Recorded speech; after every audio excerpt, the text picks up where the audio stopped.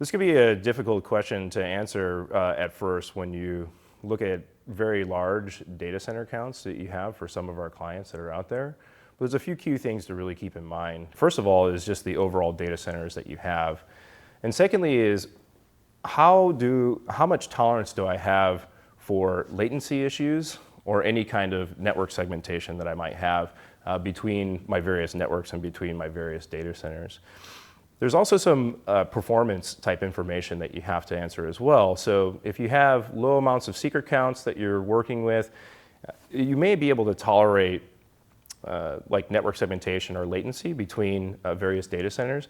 But if you have high throughput, very latency sensitive applications, it's most likely that you're going to need some kind of vault cluster in the data center that's supporting the applications that you're working with.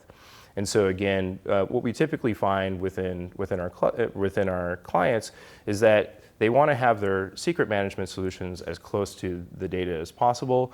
And if you have kind of like tertiary apps or something that's located maybe on edge data centers or something like that, you might be able to have a lesser cluster count. In terms of optimization of the cluster sizes, really comes down to, again, the type of throughput that you're going to have with Vault. So if you have very large read or write throughput inside of your data centers, then of course you're going to want to have more of a high availability setup such that you're able to service the amount of read requests that you're coming through.